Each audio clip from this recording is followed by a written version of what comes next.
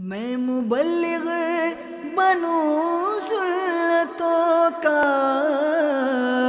خوب چرچا کروں سنتوں کا، ہو کرم بہر خاک مدینہ۔ الحمدللہ رب العالمین والصلاة والسلام علی سید المرسلین، اما بعد فاعوذ باللہ من الشیطان الرجیم، بسم اللہ الرحمن الرحیم۔ الصلاة والسلام علیک یا رسول اللہ وعلی آلک واصحابک یا حبیب اللہ۔ الصلاة والسلام علیک یا نبی اللہ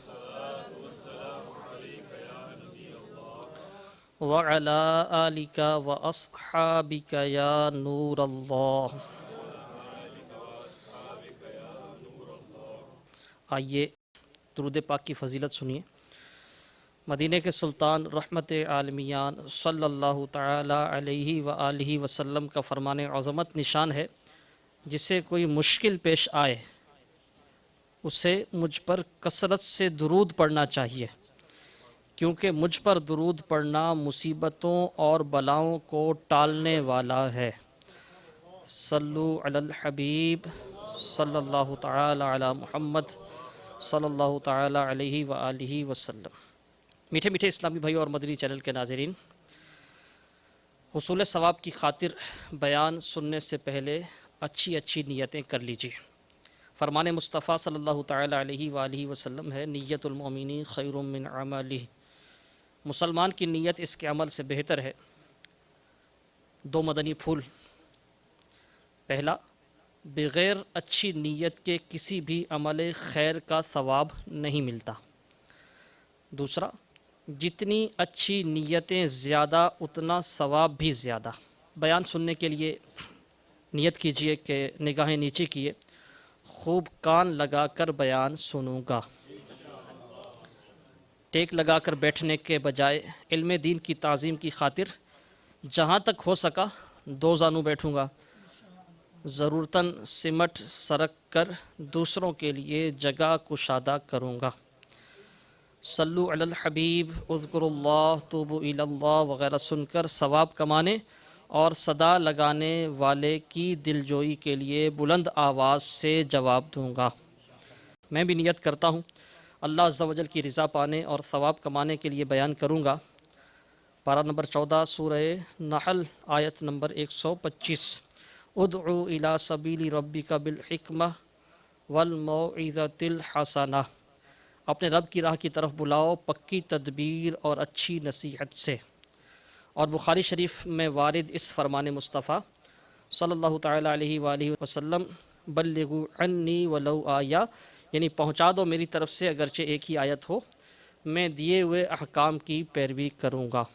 میٹھے میٹھے اسلامی بھائیوں، امیر اہل سنت بانی دعوت اسلامی حضرت علامہ مولانا ابو بلال محمد الیاس صاحب قادری دامت برکاتہ العالیہ کا حال ہی میں جو رسالہ مکتبۃ المدینہ سے شائع ہوا ہے، چڑیا اور اندھا سانپ، اس سے انشاءاللہ عز و جل میں بیان کرنے کی سعادت حاصل کر رہا ہوں۔ امیر اہل سنت دامت برکاتہ العالیہ کے اس رسالے میں آغاز میں یہ لکھا ہے کہ انشاءاللہ عز و جل یہ رسالہ پڑھنے سے انشاءاللہ ہر حال میں راضی برضا رہنے کا جذبہ ملے گا۔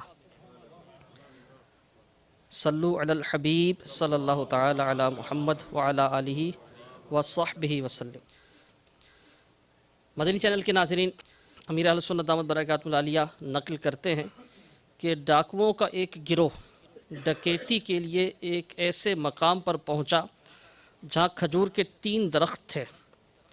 ایک درخت ان میں خشک یعنی بغیر کھجوروں کے تھا۔ ڈاکوؤں کے سردار کا بیان ہے، میں نے دیکھا کہ ایک چڑیا پھلدار درخت سے اڑ کر خشک درخت پر جا بیٹھتی ہے اور تھوڑی دیر بعد اڑ کر پھلدار درخت پر آتی ہے، پھر وہاں سے اڑ کر دوبارہ اسی خشک درخت پر آ جاتی ہے۔ اس طرح اس نے بہت سارے پھیرے لگائے، بہت سارے چکر لگائے۔ میں تعجب یعنی حیرانی کے مارے خشک درخت پر چڑھا کہ دیکھوں یہاں کیا ہے.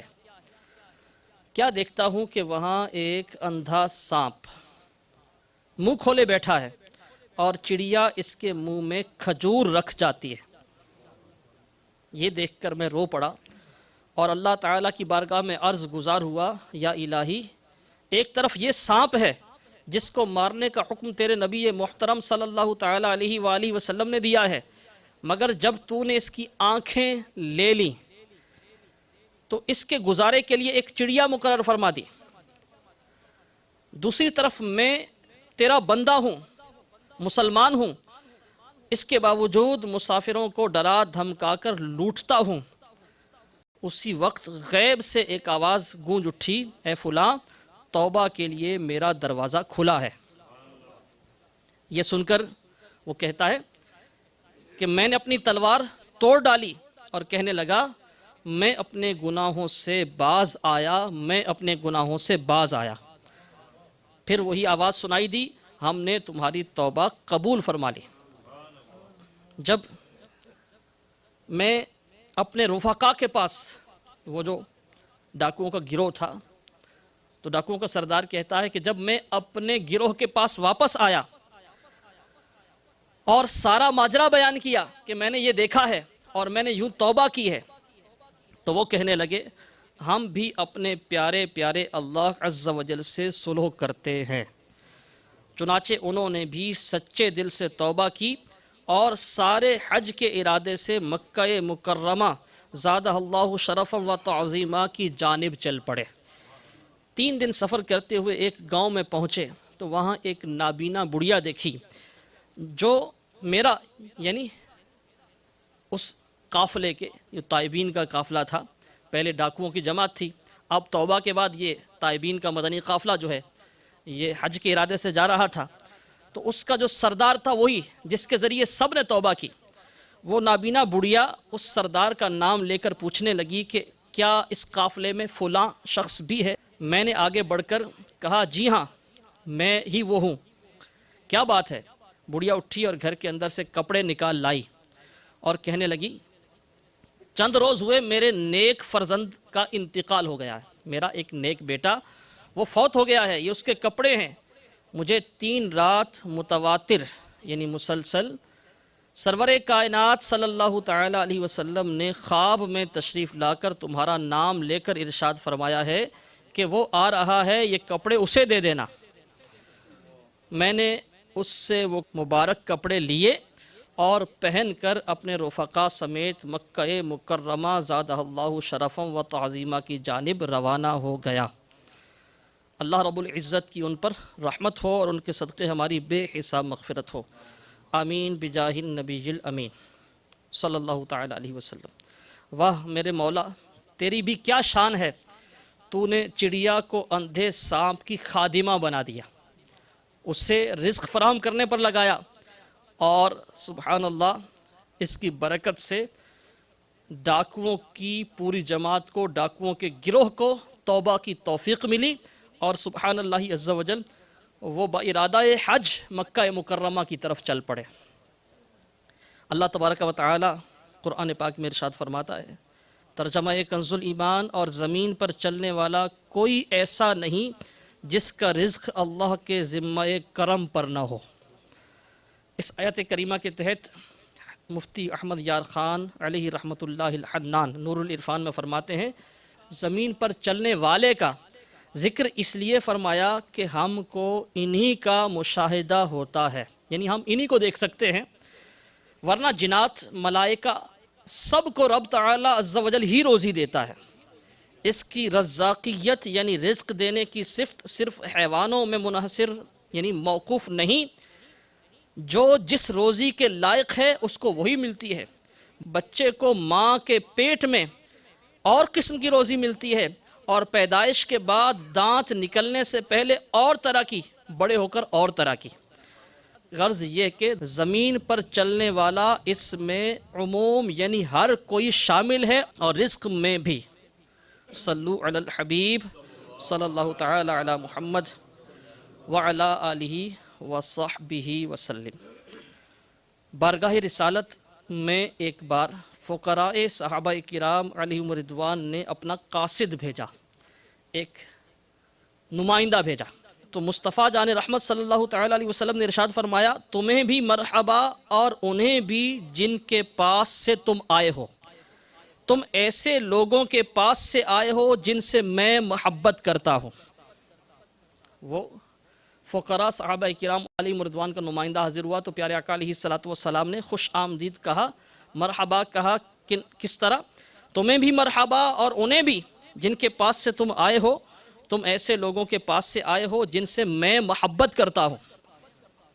قاصد نے عرض کی یا رسول اللہ صلی اللہ تعالیٰ علیہ وآلہ وسلم، فقراء نے یعنی غریبوں نے یہ گزارش کی ہے کہ مالدار حضرات جنت کے درجات لے گئے، وہ حج کرتے ہیں، ہمیں اس کی استطاعت یعنی طاقت و قدرت نہیں. وہ عمرہ کرتے ہیں، ہم اس پر قادر نہیں. وہ بیمار ہوتے ہیں تو اپنا زائد مال صدقہ کر کے آخرت کے لیے جمع کر لیتے ہیں. آپ صلی اللہ تعالیٰ علیہ وآلہ وسلم نے ارشاد فرمایا میری طرف سے فقراء کو یعنی ان غریبوں کو پیغام دو، ان میں سے جو اپنی غربت پر صبر کرے اور ثواب کی امید رکھے اسے 3 ایسی باتیں ملیں گی جو مالداروں کو حاصل نہیں. پہلی، ارشاد فرمایا جنت میں ایسے بالا خانے، جنت میں ایسے بالا خانے یعنی بلند محلات جن کی طرف اہل جنت ایسے دیکھیں گے جیسے دنیا والے آسمان کے ستاروں کو دیکھتے ہیں. ان میں صرف فقر یعنی غربت اختیار کرنے والے نبی، شہید، فقیر اور فقیر مومن داخل ہوں گے. دوسری بات ارشاد فرمایا فقراء مالداروں سے قیامت کے آدھے دن کی مقدار یعنی 500 سال پہلے جنت میں داخل ہوں گے. تیسری بات ارشاد فرمائی مالدار شخص سبحان اللہ والحمد للہ ولا الہ الا اللہ واللہ اکبر کہے اور یہی کلمات فقیر بھی ادا کرے تو فقیر کے برابر ثواب مالدار نہیں پا سکتا، اگرچہ وہ 10,000 درہم بھی ساتھ میں صدقہ کرے. دیگر تمام نیک اعمال میں بھی یہی معاملہ ہے. مالدار شخص سبحان اللہ والحمد للہ ولا الہ الا اللہ واللہ اکبر کہے اور یہی کلمات فقیر بھی ادا کرے تو فقیر کے برابر ثواب مالدار نہیں پا سکتا، اگرچہ وہ اس کے ساتھ 10,000 درہم بھی صدقہ کرے. دیگر تمام نیک اعمال میں بھی یہی معاملہ ہے. قاصد نے، وہ نمائندہ جو غریبوں کا نمائندہ آیا تھا، جو حاضر ہوئے تھے صحابی رضی اللہ تعالیٰ عنہ، انہوں نے واپس جا کر فقراء یعنی ان غریب صحابہ رضی اللہ تعالیٰ عنہم کو یہ فرمان مصطفیٰ صلی اللہ علیہ وسلم سنایا. تو وہ کیا کہنے لگے؟ ہم راضی ہیں، ہم راضی ہیں.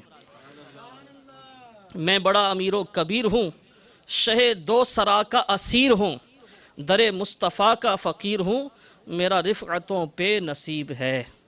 صلو علی الحبیب صلی اللہ تعالی علی محمد وعلی آلہ وصحبہ وسلم. میٹھے میٹھے اسلامی بھائیو، آپ نے غریب صحابہ، فقراء صحابہ رضی اللہ تعالیٰ عنہم کے نمائندے کا حال سنا کہ بارگاہ رسالت میں حاضر ہوئے تو پیارے آقا صلی اللہ تعالیٰ علیہ وسلم نے کس طرح ڈھارس بندھائی. غریب، فقیر یہ دنیا بھر میں ہے. تو بعض اوقات یہ خیال ہوتا ہے کہ امریکہ میں اور اس طرح کے معاشروں میں تو غریب نہیں ہوں گے، پاک و ہند میں یا اس طرح کے جو تیسری دنیا کے ممالک ہیں غریب وہاں ہیں. تو غریب ہر جگہ ہوتے ہیں، یہاں بھی غریب ہیں، یہاں والے جانتے ہیں. آج الحمدللہ عز و جل سنتوں بھرے اجتماع میں یہاں جو موجود اسلامی بھائی ہیں یہ بھی اور مدنی چینل کے ناظرین بھی فقر، غربت، اس کے فضائل سن رہے ہیں. آئیے فقر ہے کیا، اس کی تعریف بھی سن لیجیے. میٹھے میٹھے اسلامی بھائیوں، فقیروں کے تو دنیا و آخرت میں وارے ہی نیارے ہیں. یاد رکھیے فقیر وہی اچھا ہے جو اللہ عز و جل کی رضا پر راضی رہتے ہوئے صبر و قناعت اختیار کرے اور گلے شکوے سے بچا رہے. یاد رہے یہاں فقیروں سے مراد گداگر نہیں ہے، بھکاری نہیں ہے جو مانگتے پھرتے ہیں. فقر کی تعریف یہ ہے جس شے کی حاجت ہو، ضرورت کی چیز، جس شے کی حاجت ہو اور وہ پاس نہ ہو، موجود نہ ہو، یہ ہے فقر. جس شے کی ضرورت ہی نہیں، اگر وہ نہ پائی جائے تو اسے فقر نہیں کہا جائے گا. جس چیز کی ضرورت ہے، واقعی جو ضرورت ہے وہ پاس نہیں ہے تو یہ ہے فقر، اور جس چیز کی ضرورت نہیں ہے سہولت کے زمرے میں آتی ہے، اگر وہ پاس نہیں ہے تو اب فقر نہیں کہلائے گا۔ نیز جس شخص کے پاس مطلوبہ شے موجود بھی ہو اور اس کے قابو میں بھی ہو تو ایسا شخص فقیر نہیں کہلائے گا۔ یہ احیاء العلوم میں امام محمد غزالی رحمۃ اللہ تعالی علیہ نے فقر کی تعریف بیان فرمائی ہے۔ فقر کی تعریف ذہن نشین کر لیجئے کہ ضرورت کی چیز جس کے بغیر گزارا نہیں ہے، اگر وہ پاس نہیں ہے تو اب یہ ہے فقر، اور اگر اضافی چیز ہے، سہولت کی کوئی چیز ہے، وہ پاس نہیں ہے تو اب یہ فقر نہیں ہے۔ امیر اہل سنت بانی دعوت اسلامی مولانا ابو بلال محمد الیاس صاحب قادری دامت برکاتہ العالیہ نے فقیر مدینہ، اللہ تبارک و تعالی ہمیں بھی بنائے، فقیر مدینہ کے 9 حروف کی نسبت سے فقر کی فضیلت پر 9 فرامین مصطفیٰ نقل کیے ہیں۔ غریبوں کی ڈھارس کے لیے میں یہ بیان کرنے کی سعادت حاصل کرتا ہوں، سنتے چلے جائیے اور ساتھ ساتھ ذہن بنائیے کہ ہر حال میں ہمیں اللہ عز و جل کی رضا میں راضی رہنا ہے۔ صلو علی الحبیب صلی اللہ تعالی علی محمد وعلی آلہ وصحبہ وسلم۔ چنانچہ پہلا فرمان ترمذی شریف کی روایت، اس شخص کے لیے خوشخبری ہے جسے اسلام کی طرف ہدایت حاصل ہے، یعنی وہ مسلمان ہے، ہدایت پر ہے۔ اس شخص کے لیے خوشخبری ہے جسے اسلام کی طرف ہدایت حاصل ہے، اس کی روزی بقدر کفایت ہے اور وہ اس پر قناعت کرتا ہے۔ قناعت کی تعریف انشاءاللہ عز و جل آگے بیان ہوگی۔ دوسرا فرمان، اے فقراء کے گروہ، دل سے اللہ عز و جل کی تقسیم پر راضی رہو گے تو اپنے فقر کا ثواب پاؤ گے، ورنہ نہیں۔ اے فقراء کے گروہ، دل سے اللہ عز و جل کی تقسیم پر راضی رہو گے تو اپنے فقر کا ثواب پاؤ گے، ورنہ نہیں۔ تیسرا فرمان، ہر چیز کی ایک چابی ہوتی ہے اور جنت کی چابی مساکین اور فقراء سے ان کے صبر کی وجہ سے محبت کرنا ہے۔ ہر چیز کی چابی ہوتی ہے اور جنت کی چابی مساکین اور فقراء سے ان کے صبر کی وجہ سے محبت کرنا ہے، یہ لوگ قیامت کے دن اللہ عز و جل کے قرب میں ہوں گے۔ چوتھا فرمان، اللہ عز و جل کے نزدیک سب سے پسندیدہ بندہ، اللہ عز و جل کے نزدیک سب سے پسندیدہ بندہ وہ ہے جو اپنی روزی پر قناعت اختیار کرتے ہوئے اللہ عز و جل سے راضی رہے۔ پانچواں فرمان، اے اللہ عز و جل آل محمد کو بقدر کفایت رزق عطا فرما۔ چھٹا، اگر فقیر راضی ہو تو اس سے افضل، اس سے زیادہ فضیلت والا کوئی نہیں ہے۔ ساتواں فرمان، فقر دنیا میں مومن کے لیے تحفہ ہے۔ آٹھواں، قیامت کے دن ہر شخص امیر ہو یا غریب اس بات کی تمنا کرے گا کہ کاش اسے دنیا میں صرف بقدر کفایت روزی دی جاتی، تمنا کرے گا کہ اتنا ہوتا کہ بس گزارا ہو جاتا۔ نواں فرمان، میری امت کے فقراء امیروں سے 500 سال پہلے جنت میں جائیں گے۔ دولت دنیا سے بے رغبت مجھے کر دیجئے، میری حاجت سے مجھے زائد نہ کرنا مالدار۔ صلو علی الحبیب صلی اللہ تعالی علی محمد وعلی آلہ وصحبہ وسلم۔ آپ نے سنا کہ جو اللہ تبارک و تعالیٰ کے دیے پر راضی رہے ان کے یہ فضائل ہیں۔ اب راضی کب کہلائے گا یہ بھی سن لیجئے۔ احیاء العلوم میں امام محمد غزالی رحمۃ اللہ تعالی علیہ انہوں نے راضی کی تعریف بیان کی ہے۔ چنانچہ نہ تو مال میں ایسی رغبت ہو، نہ تو مال میں ایسی رغبت ہو کہ مال ملنے پر خوشی محسوس ہو، اور نہ ہی ایسی نفرت ہو کہ مال ملنے پر تکلیف ہو اور اسے لینے سے انکار کر دے۔ ایسی حالت والے شخص کو راضی کہا جاتا ہے۔ نہ تو مال میں ایسی رغبت ہو کہ مال ملنے پر خوش ہو، اور نہ ہی ایسی نفرت ہو کہ مال کے ملنے پر تکلیف ہو اور اسے نہ لے۔ ایسی حالت والے شخص کو راضی کہا جاتا ہے۔ اب قناعت کیا ہے یہ بھی سن لیں۔ قناعت کا جو لفظی معنی ہے، لغوی معنی ہے، وہ ہے اکتفا کرنا کسی چیز پر، یعنی جو چیز میسر ہے اس کو کافی سمجھنا، اس پر صبر کرنا، تھوڑی چیز پر راضی اور خوش رہنا، جو ملے اسی میں گزارا کرنا، زیادہ طلبی اور حرص سے بچے رہنا، یہ قناعت کہلاتا ہے۔ مزید سنیے قناعت کی تعریفات۔ خدا عز و جل کی تقسیم پر راضی رہنا قناعت کہلاتا ہے۔ اللہ تبارک و تعالیٰ نے جو دیا ہے، جس کو جو دیا ہے، ہمیں جو دیا ہے، دوسروں کو جو دیا ہے، اس کی تقسیم پر راضی رہنا یہ قناعت ہے۔ مزید جو کچھ ہو اس پر اکتفا کرنا، اس کو کافی سمجھنا، یہ قناعت ہے۔ اللہ تبارک و تعالیٰ کس سے محبت فرماتا ہے؟ سنیے، جس کے گھر والے بچھڑ جائیں، اکیلا رہ جائے، مالی نقصان ہو جائے، کنگال ہو جائے، بے حال ہو جائے، ان سب کو کسی بھی حال میں ہیں آپ کو رب ذوالجلال عز و جل کی رضا پر راضی رہتے ہوئے صبر اور صرف صبر کرنا چاہیے، اور خدائے مجید عز و جل سے امید رکھنی چاہیے کہ وہ اسے اپنے پیارے بندوں میں شامل فرما لے گا۔ چنانچہ نبی اکرم شاہ آدم و بنی آدم صلی اللہ تعالیٰ علیہ وسلم کا فرمان معظم ہے، اللہ عز و جل جب کسی بندے سے محبت فرماتا ہے تو اسے آزمائش میں مبتلا کر دیتا ہے، جب اس سے زیادہ محبت فرماتا ہے تو اسے چن لیتا ہے۔ عرض کی گئی چننے سے کیا مراد ہے؟ فرمایا اس کے لیے نہ اہل و عیال، یعنی اس کے بال بچے، گھر کے افراد، اس کے لیے نہ اہل و عیال چھوڑتا ہے نہ مال۔ مزید ایک بار پھر سن لیجئے، اللہ عز و جل کے محبوب صلی اللہ علیہ وسلم ارشاد فرماتے ہیں، اللہ عز و جل جب کسی بندے سے محبت فرماتا ہے تو اسے آزمائش میں مبتلا فرماتا ہے، اور جب اس سے زیادہ محبت فرماتا ہے تو اسے چن لیتا ہے۔ عرض کی گئی اس سے کیا مراد ہے؟ چننے سے کیا مراد ہے؟ ارشاد فرمایا اس کے لیے نہ اہل و عیال، یعنی اس کے گھر والے، بیوی بچے، نہ اس کے اہل و عیال چھوڑتا ہے نہ مال چھوڑتا ہے۔ امیر اہل سنت دامت برکاتہ العالیہ وسائل بخشش میں فرماتے ہیں، وہ عشق حقیقی کی لذت نہیں پا سکتا جو رنج و مصیبت سے دوچار نہیں ہوتا۔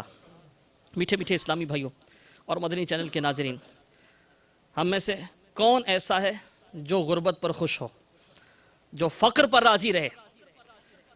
غریب ہو یا امیر، وہ اپنے سے زیادہ دولت مند کو دیکھتا ہے، اپنے سے زیادہ سہولت والے کو دیکھتا ہے، اور پھر ایک طرف احساس کمتری کا شکار ہوتا ہے، دوسری طرف مال کی حرص اسے گناہوں کی طرف بھی لے جاتی ہے۔ مال کی حرص میں وہ اللہ تبارک و تعالیٰ کی رضا پر راضی نہیں رہ پاتا، قناعت کی دولت سے محروم ہو جاتا ہے۔ لیکن حقیقت کیا ہے؟ غور کیجئے جو آپ نے فرامین سنے۔ حقیقت یہی ہے کہ جو غریب ہے وہ بہت بہت بہت سکون میں ہے۔ سچ پوچھئے تو غربت بہت بڑی نعمت ہے، جبکہ صبر و رضا کی توفیق ملے، جبکہ صبر و رضا کی سعادت ملے، کیونکہ جو غریب ہے، مسکین ہے، مگر اللہ عز و جل کی رضا پر صابر و شاکر ہے، اس پر اللہ رب العزت کی کامل یعنی پوری نظر رحمت ہوتی ہے۔ حضرت سیدنا موسیٰ کلیم اللہ علی نبینا و علیہ السلام کا گزر ایک ایسے شخص کے پاس سے ہوا جو پتھر کو تکیہ بنائے، پتھر کا تکیہ بنائے، چادر اوڑھے زمین پر سو رہا تھا۔ اس کا چہرہ اور اس کی داڑھی گرد آلود تھے، مٹی لگی ہوئی تھی۔ آپ علی نبینا و علیہ السلام نے بارگاہ رب الانام جل جلالہ میں عرض کی، اے اللہ تیرا یہ بندہ دنیا میں ضائع ہو گیا۔ اللہ عز و جل نے آپ علی نبینا و علیہ السلام کی طرف وحی فرمائی، اے موسیٰ علیہ السلام کیا آپ نہیں جانتے کہ جب میں اپنے بندے کی طرف کامل یعنی پورے طور پر نظر رحمت کرتا ہوں تو دنیا کو اس سے مکمل دور کر دیتا ہوں۔ سبحان اللہ عز و جل۔ حضرت سیدنا ابو سلیمان دارانی رحمت اللہ تعالی علیہ ارشاد فرماتے ہیں، جس جائز خواہش کے پورا کرنے پر قدرت حاصل نہ ہو، کوئی ایسی خواہش ہے، کسی چیز کی چاہت ہے جو جائز ہے، آپ فرماتے ہیں ایسی خواہش جس کے پورا کرنے پر قدرت حاصل نہ ہو، قادر نہیں ہے کہ وہ مل سکے، اس سے محرومی پر حسرت سے فقیر جو ہے، غریب ہے جو اس کو نہیں پا رہا، اس کو نہیں مل پا رہی، اس سے محرومی پر حسرت سے فقیر کی نکلنے والی آہ مالدار کی 1000 سال کی عبادت سے افضل ہے۔ مالدار 1000 سال تک عبادت کرے، اس سے زیادہ فضیلت اس آہ کی ہے جو ایک مسکین، ایک غریب کسی چیز کو نہیں پا سکتا، اس کی خواہش رکھتا ہے، اس کی خواہش ہوتی ہے کہ یہ ملے اور جائز خواہش ہے، اسے نہیں پا سکتا، اب وہ افسوس کرتا، آہ کرتا ہے، تو اس کی یہ آہ ابو سلیمان دارانی رحمۃ اللہ تعالی علیہ فرماتے ہیں مالدار کی 1000 سال کی عبادت سے بہتر ہے۔ صلو علی الحبیب صلی اللہ تعالی علی محمد وعلی آلہ وصحبہ وسلم۔ غریبوں کے تو یوں سمجھیے وارے نیارے ہو گئے ثواب کے حوالے سے۔ حضرت سیدنا ضحاک رحمۃ اللہ تعالی علیہ فرماتے ہیں جو شخص بازار جائے اور کسی چیز کو دیکھ کر اسے خریدنے کی دل میں خواہش ہو، ایسا ہوتا ہے، بازار جائے اور کسی چیز کو دیکھ کر اسے خریدنے کی دل میں خواہش ہو لیکن ثواب کی امید پر وہ صبر کرے، تو اس کے لیے یہ عمل راہ خدا عز و جل میں 1000 دینار صدقہ کرنے سے افضل ہے۔ سبحان اللہ عز و جل، کتنا یعنی سمجھ لیجئے کہ صبر کا، غربت پر صبر کا، کسی چیز کو بندہ نہیں پا سک رہا تو فضیلت کتنی ہے اس کی اگر وہ صبر کرے تو۔ سیدنا بشر بن حارث حافی علیہ رحمۃ اللہ الکافی کی خدمت میں کسی نے عرض کی میرے لیے دعا فرمائیے، میں اہل و عیال کے اخراجات کی وجہ سے پریشان ہوں۔ ہم میں سے بھی بہت سے پریشان ہوں گے، مدنی چینل کے ناظرین بھی سن رہے ہیں، کون ہے جو اس وجہ سے پریشان نہ ہو؟ مہنگائی بڑھتی جا رہی ہے، اخراجات پورے نہیں ہوتے۔ اب اگر ہم اس کا رونا روتے رہیں گے تو اس پر حاصل ہونے والا ثواب بھی نہیں مل پائے گا، اور ظاہر ہے رونا رونے سے غربت جائے گی نہیں۔ تو بشر بن حارث حافی رحمۃ اللہ تعالی علیہ کی بارگاہ میں کسی نے عرض کی کہ میرے لیے دعا کیجئے، اہل و عیال گھر والے ان کی وجہ سے اخراجات ہیں، ایکسپینسز بڑھ گئے ہیں، میرے لیے دعا کیجئے۔ آپ رحمۃ اللہ تعالی علیہ نے ارشاد فرمایا جب گھر والے تم سے کہیں کہ ہمارے پاس تو نہ تو آٹا ہے نہ ہی روٹی، جب ایسی حالت ہو جائے کہ گھر والے تم سے کہیں کہ ہمارے پاس کھانے کو کچھ نہیں ہے، نہ آٹا ہے نہ روٹی ہے، تو آپ نے ارشاد فرمایا اس وقت تم میرے لیے دعا کرنا، کیونکہ تمہاری اس وقت کی دعا میری دعا سے زیادہ فضیلت والی۔ یعنی ایسی بے کسی کے عالم میں جب کچھ نہ ہو، کھانے کو کچھ نہ ہو، وہ شخص عرض کر رہا ہے کہ آپ میرے لیے دعا کریں، اہل و عیال کثیر ہیں، اخراجات زیادہ ہیں، تو آپ فرما رہے ہیں کہ ایسی کیفیت ہو جائے کہ تیرے پاس کھانے کو کچھ نہ ہو، گھر والے تجھ سے تقاضا کر رہے ہوں، کہیں ہمارے پاس کچھ نہیں ہے، نہ آٹا ہے نہ روٹی، تو اس وقت اس بے کسی کے عالم میں تم دعا کرنا کہ اس وقت جو تمہاری دعا ہے وہ میری دعا سے زیادہ فضیلت رکھتی ہے۔ ظاہر ہے جو تنگ دستی کا شکار ہوگا، دکھی ہوگا، غمگین ہوگا، اور دکھیاروں کی دعا قبول ہوتی ہے۔ دعوت اسلامی کے اشاعتی ادارے مکتبۃ المدینہ کی پبلشڈ کتاب ہے فضائل دعا، اس کا صفحہ نمبر ہے 218۔ اس میں جن لوگوں کی دعائیں قبول ہوتی ہیں ان کا ذکر ہے۔ ان میں سب سے پہلے نمبر پر جس کا ذکر ہے، اول نمبر پر لکھا ہے مضطر، یعنی دکھیارہ۔ اس کے حاشیے میں سرکار اعلیٰ حضرت امام اہل سنت مولانا شاہ امام احمد رضا خان رحمۃ اللہ تعالی علیہ ارشاد فرماتے ہیں اس یعنی دکھیارے اور ناچار و ناشاد یعنی غم زدہ کی دعا کی قبولیت کی طرف تو خود قرآن کریم میں اشارہ ہے۔ اللہ تبارک و تعالی ارشاد فرماتا ہے سورہ نمل میں، یا وہ جو لاچار کی سنتا ہے جب اسے پکارے اور دور کر دیتا ہے برائی۔ یعنی ایسا شخص جو مضطر ہے، دکھیارہ ہے، اللہ تبارک و تعالیٰ نے قرآن پاک میں اس کی دعا کی طرف اشارہ فرمایا ہے، وہ جو لاچار کی سنتا ہے جب اسے پکارے اور دور کر دیتا ہے برائی۔ صلو علی الحبیب صلی اللہ تعالی علی محمد وعلی آلہ وصحبہ وسلم۔ دنیا میں ہر کوئی محتاج ہے ایک لحاظ سے، اگرچہ اس کے پاس سہولیات ہوں، بہت کچھ ہو، پھر بھی مزید کی اس کو احتیاج رہتی ہے، مزید کی چاہت ہوتی ہے۔ ان معنوں میں وہ حاجت مند ہے، اگرچہ واقعی اس کی وہ ضرورت نہیں ہے، لیکن پھر بھی وہ مزید چاہتا ہے۔ جیسا کہ سیدنا فضیل ابن عیاض رحمۃ اللہ تعالی علیہ کی بارگاہ میں خلیفہ وقت ہارون الرشید یہ حاضر ہوئے اپنے وزیر کے ساتھ۔ جب یہ لوٹنے لگے، سیدنا فضیل ابن عیاض رحمۃ اللہ تعالی علیہ نے بہت سی نصیحتیں فرمائی، نیکی کی دعوت دی۔ جب لوٹنے لگے تو خلیفہ نے اشرفیوں کی تھیلی پیش کی، اور اب سیدنا فضیل ابن عیاض رحمۃ اللہ تعالی علیہ نے ارشاد فرمایا کہ افسوس، میں تجھے جس چیز سے منع کر رہا تھا میں جو تجھے سمجھا رہا تھا وہی تم مجھے دے رہے ہو. اور ساتھ یہ بھی فرمایا کہ مجھے اس کی حاجت نہیں ہے, تمہیں اس کی حاجت ہے. تو اب بادشاہ خلیفہ بہت وہ حیران ہوئے اور کہنے لگے کہ حضور یعنی مجھے کیسے اس کی حاجت ہے. ارشاد فرمایا کہ میرے پاس کچھ نہیں ہے, لیکن میں مزید کی طلب بھی نہیں رکھتا, کسی چیز کی طلب بھی نہیں رکھتا. میرے پاس ہے نہیں اور طلب بھی نہیں رکھتا. تمہارے پاس کتنا ہے؟ خلیفہ نے عرض کی کہ بہت کچھ ہے. فرمایا کہ کیا مزید کی طلب ہے اور چاہتے ہو؟ تو عرض کیا کہ جی ہاں, اور کی بھی طلب ہے اور بھی چاہتا ہوں. تو ارشاد فرمایا کہ اب خود ہی بتاؤ کہ میں اس کا محتاج ہوں یا تم محتاج ہو. تو ایک تو وہ ہے جو واقعی حاجت مند ہے, واقعی ضرورت مند ہے, اس کے پاس ضرورت کی بھی چیز نہیں ہے, اور ایسے لوگوں کی ایک تعداد ہے. اور ایک تعداد ایسی بھی ہے جن کے پاس ضرورت سے بھی زیادہ ہے. پہننے کے کپڑوں کو ہی لے لیجئے, کتنے کتنے کپڑے ہمارے گھروں میں پڑے ہیں جو شاید ہم سال بھر نہیں پہنتے ہوں گے, ان سلے بھی پڑے ہوتے ہیں, بے سلے پڑے ہوتے ہیں. کھانے کے برتنوں کو لے لیجئے, استعمال کی دیگر چیزوں کو لے لیجئے. ایسا نہیں ہے کہ ہمارے پاس ضرورت سے کم ہو, ضرورت سے زیادہ ہی ہے. ہاں ایسے بھی لوگ ہیں کہ جن کے پاس اتنا نہیں ہے, یا وہ قرض کے بار تلے ہیں, ان کو قرض دینا ہے.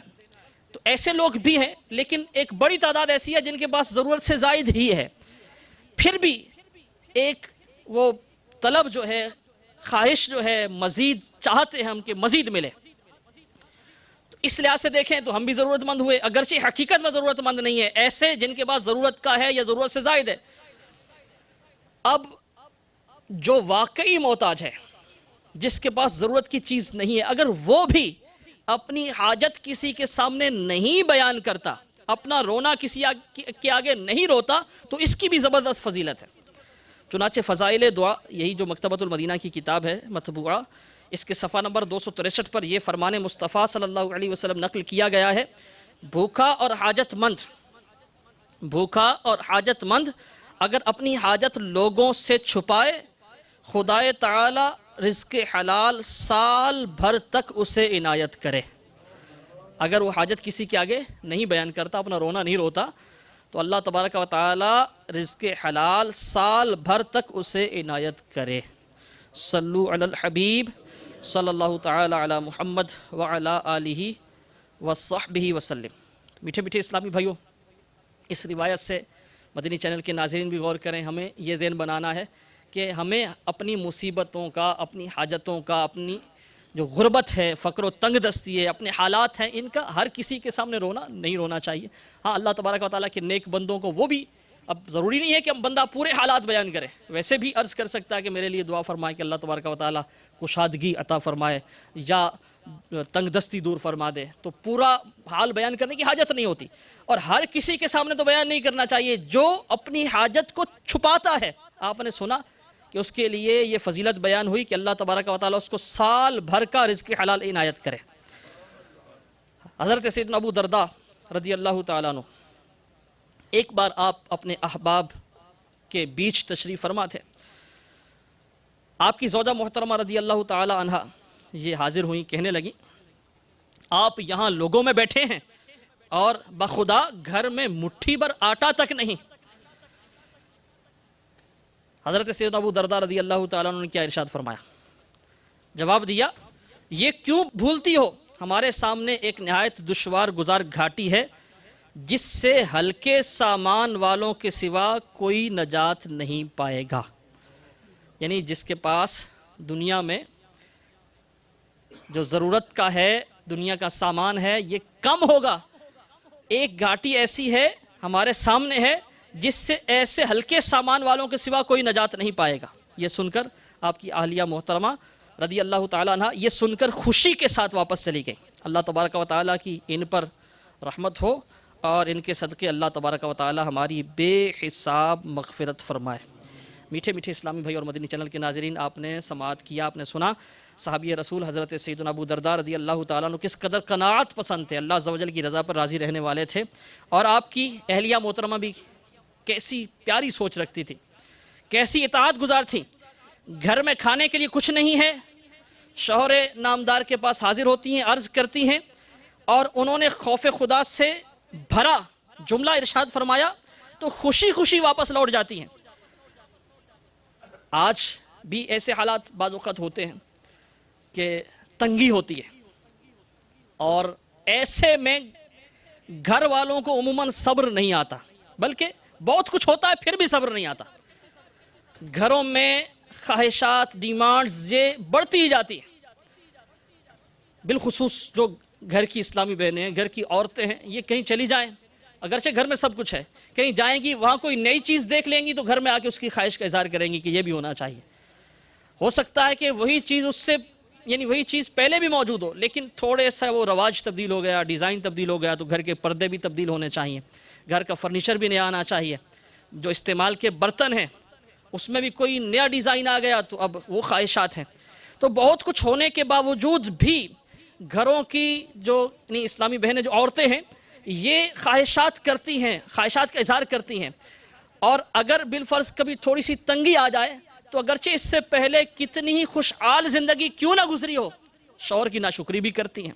اور ایک طرف یہ ہیں حضرت سیدنا ابو درداء رضی اللہ تعالیٰ عنہ کی اہلیہ محترمہ، شوہر، ان کی سوچ کتنی پیاری ہے، صحابی رسول رضی اللہ تعالیٰ عنہ، اور ان کی اہلیہ محترمہ کا صبر کیسا ہے، اطاعت کیسی ہے، کہ ایک جملہ کہ ہمارے سامنے ایک ایسی گھاٹی ہے کہ اس سے وہی نجات پائے گا جس کے پاس سامان تھوڑا ہوگا، ہلکے سامان والے، یہ سنا، خوف خدا عز و جل سے بھرا جملہ سنا اور خوشی خوشی لوٹ گئیں۔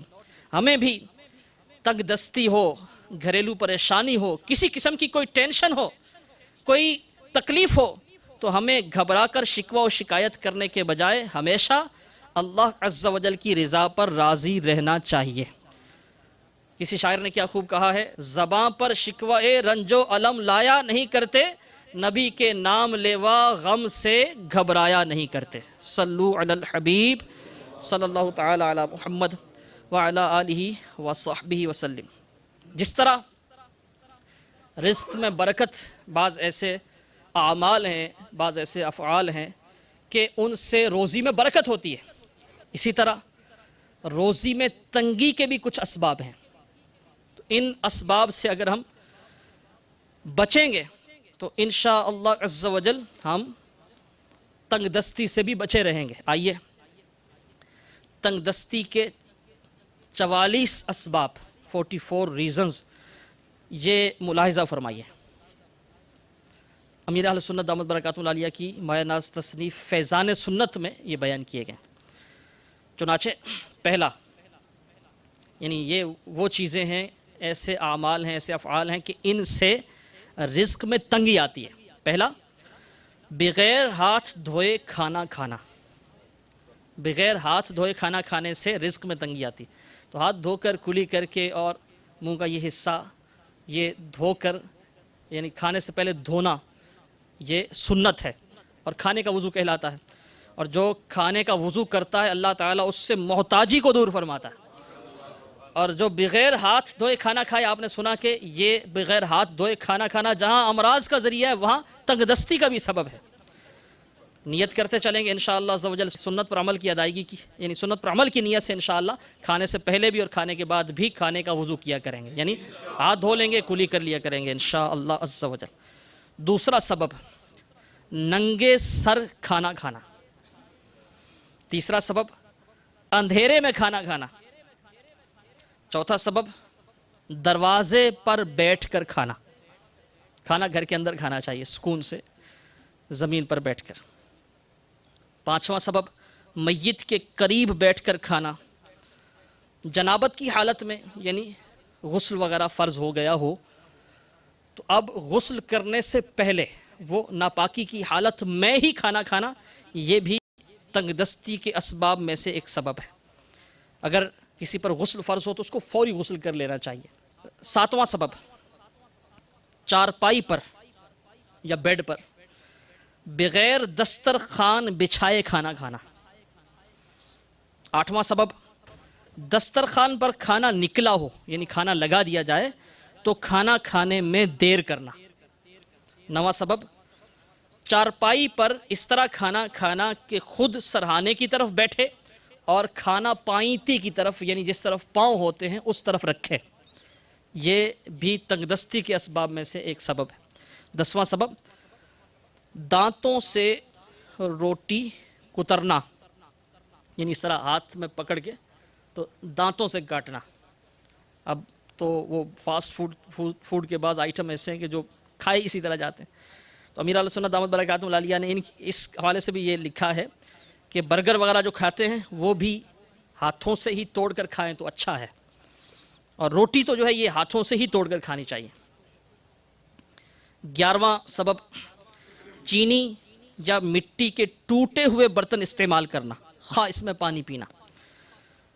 برتن یا کپ کے ٹوٹے ہوئے حصے کی طرف سے پانی چائے وغیرہ پینا یہ مکروہ تنزیہی ہے. مٹی کے دراڑ والے یا ایسے برتن جن کے اندرونی حصے میں تھوڑی سی مٹی اکھڑی ہوئی ہو، اس میں کھانا کھانے سے بچنا مناسب ہے. کہ ایسا برتن جو ہوتا ہے جس میں اس طرح کوئی دراڑ وغیرہ پڑ گئی ہو، کچھ وہ اس کی پالش وغیرہ اتر گئی ہو، کوئی حصہ وہ ایسا ہو مٹی اکھڑی ہوئی ہو، تو اس میں میل کچیل جمع ہو جاتا ہے اور وہاں جراثیم وغیرہ پیدا ہوتے ہیں، پیٹ میں جا کر بیماریوں کا باعث بنتے ہیں، اس کی صفائی نہیں ہو پاتی صحیح طور پر. 12واں سبب کھائے ہوئے برتن صاف نہ کرنا. حدیث پاک میں ہے کھانے کے بعد جو شخص برتن چاٹتا ہے تو برتن اس کے لیے دعا کرتا ہے، کہتا ہے اللہ عز و جل تجھے جہنم کی آگ سے آزاد کرے جس طرح تو نے مجھے شیطان سے آزاد کیا. ایک روایت میں ہے کہ برتن اس کے لیے استغفار یعنی مغفرت کی دعا کرتا ہے. 13واں سبب تنگ دستی کے اسباب بیان ہو رہے ہیں، یعنی وہ وجوہات کہ جن سے رزق کی تنگی کا انسان شکار ہو سکتا ہے. 13واں سبب جس برتن میں کھانا کھایا اسی میں ہاتھ دھونا. 14واں سبب خلال کرتے وقت دانتوں سے نکلے ہوئے ریشے جو دانتوں میں پھنس جاتے ہیں، کھانے کے ذرات وغیرہ، خلال کرتے وقت دانتوں سے نکلے ہوئے ریشے پھر منہ میں رکھ لینا. تو اس طرح جو خلال میں وہ ریشے وغیرہ نکلیں ان کو مناسب جگہ پہ تھوک دینا چاہیے، کلی وغیرہ کر کے نکال دینا چاہیے. 15واں کھانے پینے کے برتن کھلے چھوڑنا، ڈھانک کر نہ رکھنا. اور روٹی کو ادھر ادھر اس طرح ڈالنا کہ بے ادبی ہو اور پاؤں میں آئے، یہ بھی رزق کی تنگی کا ایک سبب ہے. 17واں سبب امام برہان الدین زرنوجی علیہ رحمۃ اللہ القوی نے مزید کچھ بیان فرمائے ہیں، ان میں یہ بھی ہیں. 17 زیادہ سونے کی عادت. زیادہ سونے سے حافظہ بھی کمزور ہوتا ہے اور انسان غبی ہو جاتا ہے، اور ساتھ ساتھ کاہلی بھی آتی ہے، سستی بھی چھاتی ہے، بندہ عبادت میں بھی سست ہوتا ہے، کام کاج میں بھی سست ہو جاتا ہے. تو زیادہ سونے کی عادت یہ بھی تنگ دستی کے اسباب میں سے ایک سبب ہے.